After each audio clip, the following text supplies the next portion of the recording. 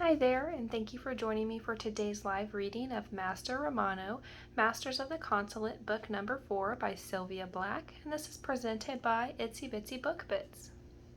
Chapter 1, Romano. Bentley, one of my loyal and eldest servants, is waiting downstairs as I reach the foyer of my 3-story mansion. Your bags are packed and ready to go, Master Romano. I don't doubt everything needed for this trip has been thought of. Very good. Would you have the car brought around? I have a call to make. Yes, sir, Bentley says, leaving me to my thoughts as I pace the marbled white floor. Lucas answers on the first ring, and I don't give him a chance for pleasantries before I tell him the plan. Overmaster Descalia sent the private jet to pick us up. It will be ready by the time we arrive at the airport. Telling him is really just a formality. As Salvatore Descalia's right-hand man, Lucas has probably already been apprised if he didn't actually manage the details himself. Lucas laughs into the phone. Descalia said that with everything going on, we should have extra security. I didn't argue the point. It doesn't bother me a bit to fly in one of his luxurious jets. It was late by the time he and I got done working last night, or I would have sent you a text. It's been a long and exhausting week dealing with all the hell that broke loose. That it has, my brother. I'll pick you up in about 20 minutes. Wheels up in about an hour. I disconnect and walk into the chilly night air just as the long black Lincoln pulls up to the circular driveway in front of the vast estate. Darren gets out of the driver's seat, a well-built man of medium stature who wears the same black suit every day of his life. Morning, boss. He places my bags into the trunk and says, We're all set. I slide into the luxurious leather of the back seat of the Lincoln Town Car, buckle my safety belt, and tug at the sleeves of my dress shirt underneath my suit before adjusting my gold cufflinks. Have a good trip, sir, Bentley says before closing the door. My driver has been with me and Bentley for centuries. Long plane trip ahead, sir. Unfortunate you can't transport to Romania. At least we won't have to deal with the heavy daytime Chicago traffic. I swear the man can read my mind. I smirk. Another good reason not to go out in the sun. Pick Lucas up at his condo. He smiles at me in the rearview mirror. Yes, sir. He pulls away from my home, away from Romania, a massive 3-story pillared mansion on 40 acres right outside of Chicago. Close enough to the city for an easy commute or transport when needed, yet far enough away to keep the affairs of a master vampire away from prying eyes. Once we hit the highway, I open the security app on my phone and scan my estate in Romania. Catching my attention is the slightest hint of a curve against the straightness of a large Hungarian oak tree right out inside my property. I zoom in for a closer view and am mesmerized by the myriad twinkling colors in the wide eyes of the intruder. Jaw clenched, I send a text, alerting my security guards, instructing them to add more resources to their patrol detail.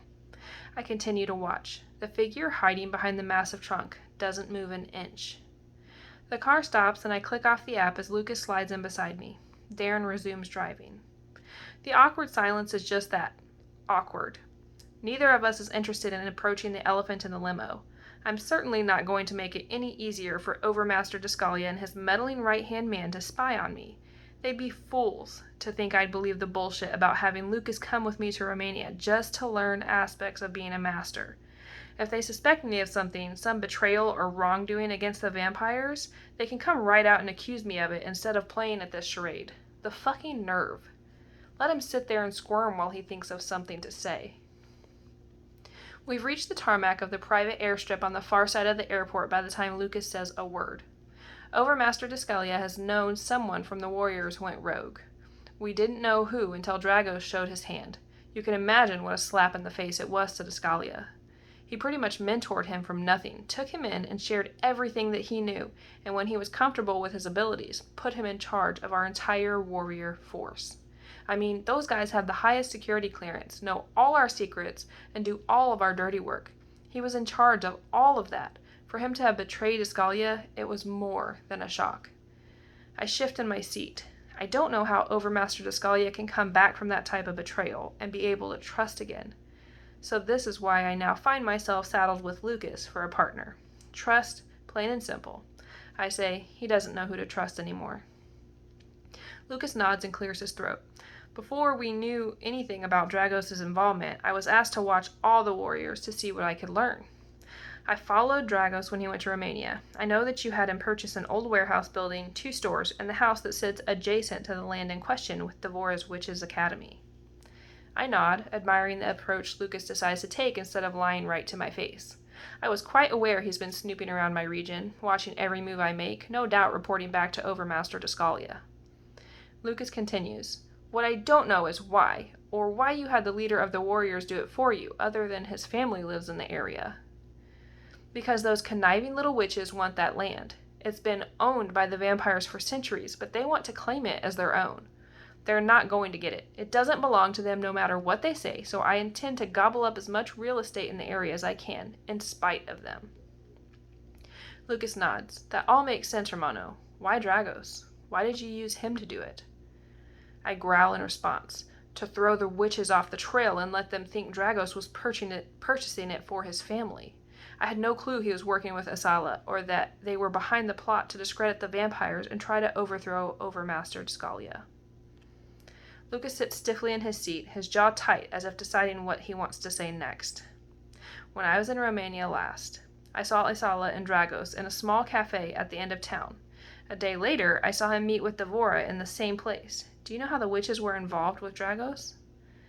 "No clue, but we need to find out. Back at the Consulate meeting, I had to literally bite my tongue the whole time that witch was giving her song and dance about not taking sides between the vampires and other rogue factions of the underworld. Devora cares for no one but herself and her witches. She has no side but the broom she rides on." He clears his throat again. "Look, Romano, it's probably not my place to mention this, but when Descalia questioned one of the rogues, they pointed fingers at you. They pretty much said that you and your house are in bed with the Syndicate." I growl. The bastard rogues will say anything to divert blame and suspicion from the Syndicate, and probably being paid handsomely to do it. If you want my opinion, they're probably behind everything going down with Asala right now. All of a sudden she turns on the vampire community? At the same time, a major feud is brewing with the Syndicate fucks? Too coincidental for my blood. Then find out we will together," Lucas says. "We'll see about that. He may be saying all the right things, but he's going to have to prove he's not just some weaselly run-to-the-boss prick before I'm going to forgive and forget. He's here to spy on me, regardless of how he wants to spin this fucking thing." The cabin staff greets us as we enter the sleek white Gulfstream with the Descalia emblem atop its wing. We settle into our leather recliners. The large windows and comfortable seating are among the many perks of flying in the Overmaster's private jet. The young blonde cabin attendant tosses her hair and swishes her ass back and forth in her short little red uniform skirt. I can smell her arousal. "Would either of you like a drink before we take off?" "Descalia red," I tell her as she bats her eyes at me. Lucas gives her a nod. "I'll have the same." It's hard not to catch her look of disdain, common from humans when presented with the request for the wine and blood mix we vampires prefer. I keep my temper in check, realizing it's probably a newer employee who hasn't been told what to expect or is having a hard time assimilating. Either way, it's times like this that I want to grab a whole quart of pure blood, let my fangs hang over my lip, and drink it slowly right in front of her as it dribbles down my chin. We have assimilated, blended with the human modern-day world, yet still we get the looks of disapproval. Maybe they would prefer that we revert back to the Dark Ages, when we were killing them to drink their blood instead. She makes a show of swinging her hips as she brings our glasses to us and suggestively runs her tongue along the bottom of her lip. The scent of her arousal wafting through the air is so pungent, even non-vampires can tell this woman is in heat and in need of care. "Thank you. That will be all for now." My polite rebuff causes the little crinkle in her forehead to grow. She turns sullenly away, swishing out of the main cabin, and closes the door with a bang. "It would have been much easier to transport," Lucas says, smirking, pulling a laptop from his briefcase so that he can work. Why Overmaster Descalia insists that we do things the human way and create digital trails is beyond me. I respect his wishes, and I'm sure there's logic in the plan, but it seems like so much wasted time. I grin. "You're not wrong, but you have to admit it was pretty fun watching." I finish my Descalia red and push the recliner seat back, fighting the urge to check the security feed one more time, instead opting to sleep away the long-ass flight. The captain announces our impending arrival in Romania overhead. I stretch and glance at my watch. We'll have just enough time to travel from the airport and settle into our respective places before daylight breaks, and if I drive fast enough, I can try to find the little intruder. I head into the jet's luxurious bathroom to freshen up. The double bed in the master suite has gone untouched all night. When I return to the main cabin, Lucas is still sleeping soundly on the couch in front of the Gulfstream's fireplace. I give his shoulder a firm shake. "Hey, wake up." His lids roll open and he eyes me with sleepy suspicion. "We're going to land shortly, and I'm done in the bathroom." He sits up, glances at his watch, and slowly gets moving. I settle back into the recliner to check myself for messages and find myself clicking the security app. I let the feed advance until the lean but curvy little shadow makes her way through the dense forest. I scroll back to where she first appears and zoom in, mesmerized by the purple, blue, and green eyes that twinkle in the night, as if taunting me with the fact I'm miles away and unable to do a damn thing about my pesky invader. An older flight attendant with her dark hair wrapped in a bun enters and flits around the cabin, making sure everything is in order. I checked in earlier to see if you need anything, but you were both sound asleep, she says apologetically. If you're hungry, I can bring you a muffin or bagel. That's all we have time for before we land. I glance at my watch. It's not a problem. I'll eat when I get home. Lucas returns from the bathroom and settles into the recliner next to mine. That works for me, too. The attendant nods. Very well.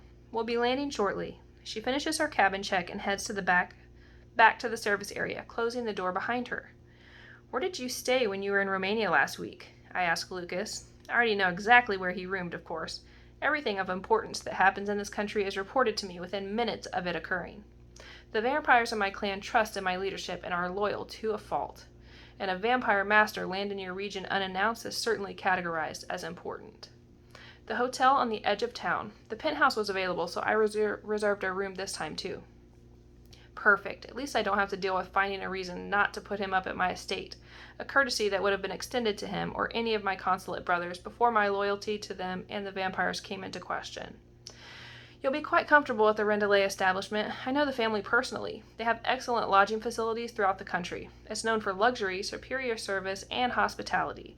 But the one here in Bucharest is far superior in my personal opinion. Give them my regards. To his credit, he betrays no surprise that I know exactly where he's staying. The plane descends on its final approach to the community airport, not far away from my estate. The wheels have barely touched the ground when both of us unbuckle our seatbelts, ready to get some fresh air and get moving. The cabin crew opens the outer door a few moments later. Have a good day, sirs. I shake hands with the tall, lanky captain who has stepped out to join his crew and is one of a few that is usually on standby for Discalia. Thank you for the trip, everyone. Outside it's cool. The tarmac is cloaked in the last of night's darkness, illuminated by the glow of the not-too-distant terminal. Lucas has a limo waiting for him at the bottom of the ramp. My blood-red Maserati sits beside it, brought to the VIP area at my request. No other vehicles around this early in the morning. Once dawn breaks, the entire area will be bustling. I'll call you tomorrow, Lucas. I head to the Gran Turismo and slide in behind the wheel, running my hands over the fine leather before buckling myself into the machine. I touch my finger to the silver lever that rolls down the windows, letting the night air breeze drift through the car and into my senses. The powerful machine eases into motion. Once I hit the open road, my foot lays into the gas and I revel in the wind blowing through my hair as I hurry to get home in time to do a little hunting before dawn approaches. The hum of the forceful engine calms me as the sleek supercar hugs the curves of the empty highway. Soon the light of my 3-story estate comes into view and I pull up to the only entrance at my property, the covered guard station which, along with the wrought iron fencing, has managed to keep intruders at bay. But apparently does nothing to prevent little invaders like the mysterious waif with purple, blue, and green eyes from spying on me and the comings and goings of my property. I give the guards a brief wave as they open the gates and I slowly make my way down the long paved driveway, scanning my property, and enter the underground garage that houses the rest of my collection. As soon as I'm parked, I transport deep into the vast forest that surrounds the acreage of my estate with one mission and one mission only, to find her, my sneaky little intruder.